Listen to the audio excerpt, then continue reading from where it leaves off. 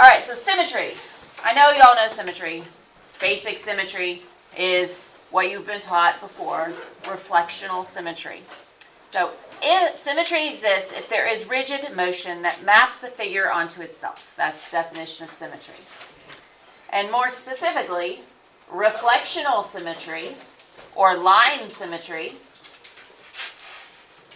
is a figure that can be mapped onto itself by a reflection in a line is called, the line called a line of symmetry or axis of symmetry. So the line of reflection is the line of symmetry, or sometimes called the axis of symmetry. So if we're looking at these figures, does the first figure have symmetry? Yeah, right? You could draw lines through the pointy parts of the star, or you could draw a line this direction. This figure has a lot of symmetry, doesn't it? You could draw a line this direction, or straight horizontal. Those are all lines of symmetry, but you could also draw lines through the indentions, the concave parts of the star. You could draw a line there. You could draw a line here. You could draw one here, or this direction. So it says to draw the lines of symmetry, and then also how many lines of symmetry does it have? This is where you could make a mistake. Don't go all the way around in a circle and count every line that you see when you go in the circle. That would be counting the lines twice. So if you start at the top with this blue line, that's 1, then 2, 3, 4, 5, 6, 7, 8 lines. Because if I count this one on the bottom, 9, now I'm double counting lines, right? Because that's the one I already counted as line 1. It's the same line. So you can only count the lines once. So go around in a circle and count halfway. But don't count all the way, don't count the lines twice. Unless, I guess, if you want to count them all the way around and then divide by 2, that would work. But that just sounds more complicated. So that has 8 lines of symmetry. Does figure B have symmetry? Does it have line symmetry or reflectional symmetry? Could I draw a line like this? No, that's not symmetric. That way? No, that doesn't work. There? No, that doesn't work. Here? No. Most triangles don't have symmetry. If you have an isosceles triangle and you know the angles, isosceles has 2 angles that are congruent, right? If this is the same as this, then you could draw a line down the middle and say it has symmetry. But you have to know the angle measures in order to say that a triangle has symmetry. Okay? So this is a no. This figure does not have symmetry. What about C? Yeah. Yes. So then we have to figure out how many lines of symmetry does it have. So we have vertical line. We could do it sideways, side to side. We could do top to bottom. We could do a line this direction. We could also do slanted lines to go through the corners. All right, so that's all the lines of symmetry that I see. So we count them: 1, 2, 3, 4. There are 4 lines of symmetry in this figure. And then figure D, we could do it that way. Left to right is symmetrical. We could do this way, top to bottom, that's symmetrical. What about through the edges? Is that symmetrical? No, that's not. Because if I took this corner, it would end up like about right there or something like that. It would not line up exactly. So it does not have symmetry in that direction. So we have 2 lines of symmetry here.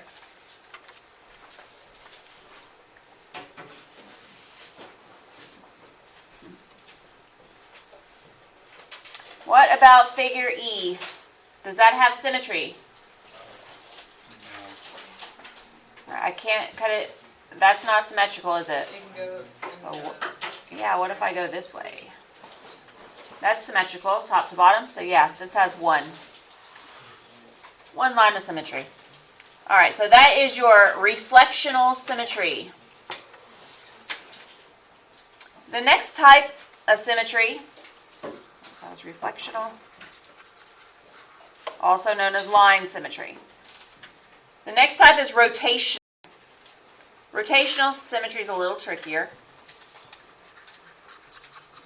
I like to think of these as a spinner, like Twister, the game spinner, like that, where the point in the middle, and you just want to rotate around a board. That's the way it works in my mind anyway.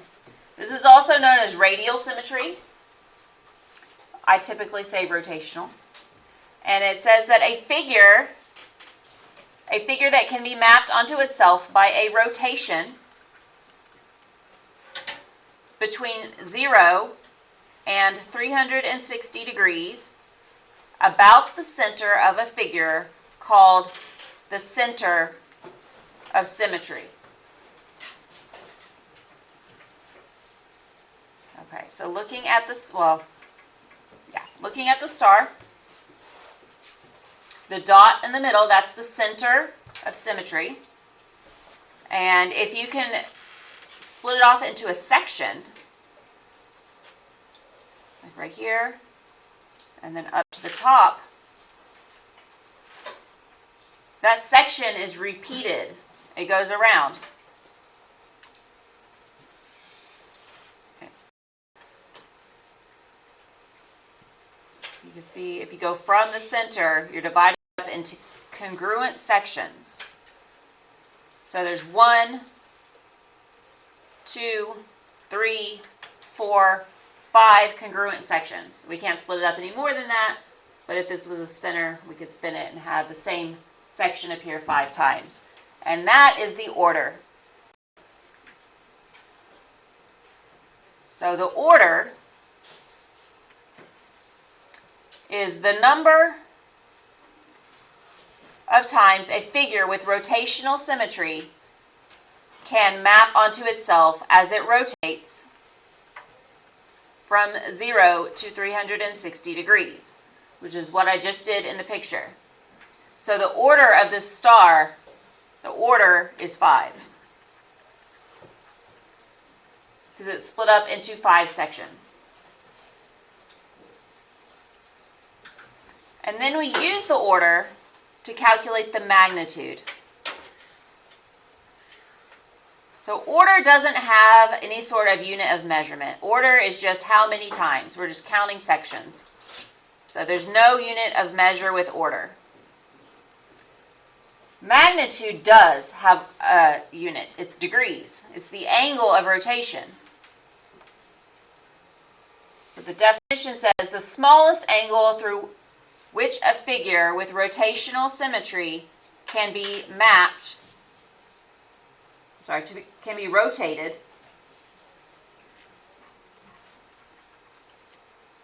so it maps onto itself,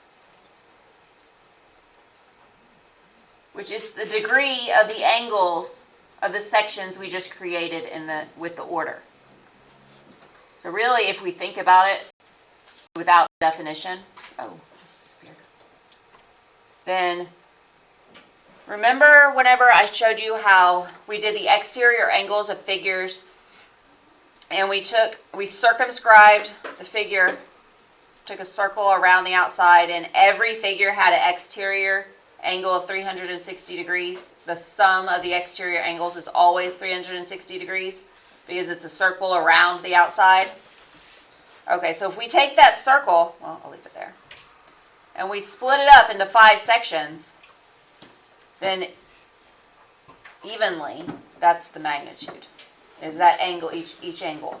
So the magnitude here is 360 divided by the order. So the magnitude for this one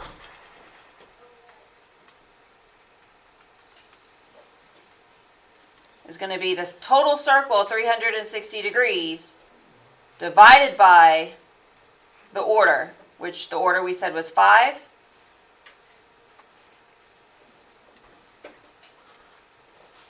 So that is, in this case, is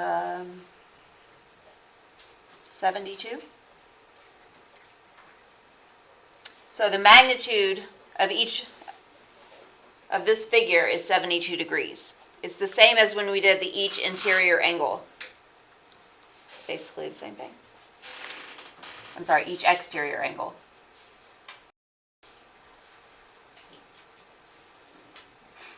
All right, so then looking at these pictures,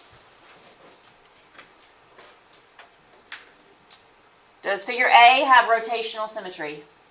If we put a dot in the center, can we rotate this and get it to repeat onto itself? Yeah. Yes. No. Yeah, 360 degrees. 360 degrees? Is that what you said? Right. Well, then everything would have. That's true. It does have an order of 1. But this part down here on the bottom is not the same as what's up here, so we can't do that. We can't turn it that way. It doesn't match over. This doesn't match over here on the side. It doesn't match on this side. So no, this does not have rotational symmetry. What about B? Does B have rotational symmetry? If we put a dot in the middle, make it a spinner, can we rotate any section of this and get it to repeat? No.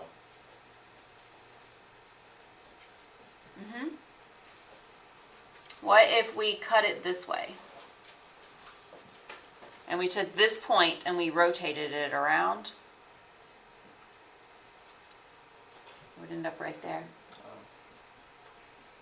So if you took the top and you turned it 180 degrees, doesn't it match the bottom? Yeah. What if we did it the side? If we took the side, we take the side, this piece, and rotate it to match here? No, that wouldn't work, would it?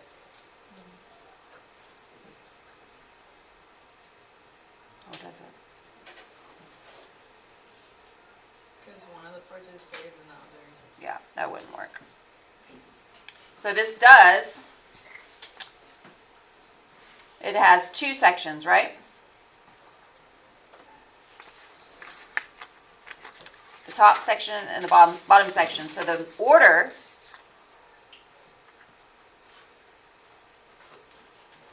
is 2. The magnitude is going to be 360 degrees divided by 2. So it's 180 degrees. Because we have 2 sections. And the angle of a straight line is 180 degrees. So that makes sense. The angle is a straight angle. So it makes sense. What about C? Does this have rotational symmetry? Yes. Yes, it does. You put the dot there. And we drew the lines through the green lines. That is the section that's going to repeat. Right here. So then we have 1, 2, 3, 4 sections that match. So the order is 4. And then the magnitude is going to be 360 divided by 4, and that is 90 degrees.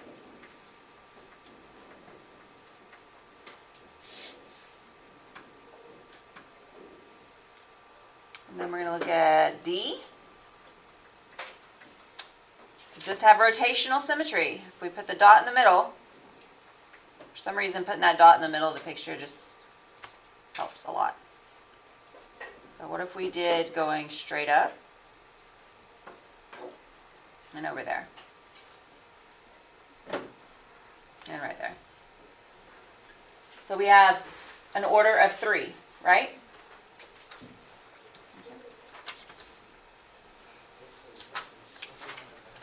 So we have 1, 2, 3 congruent sections. So the order is 3, and the magnitude is going to be 360 divided by 3. So 360 degrees divided by 3 is 120 degrees.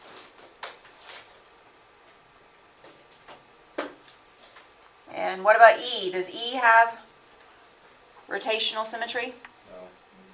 No. Yes.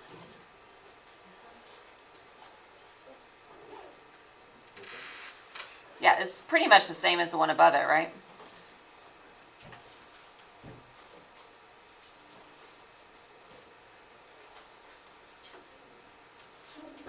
Right?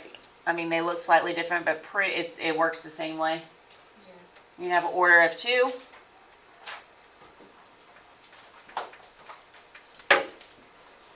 And a magnitude has been 360 divided by 2, so it's 180 degrees.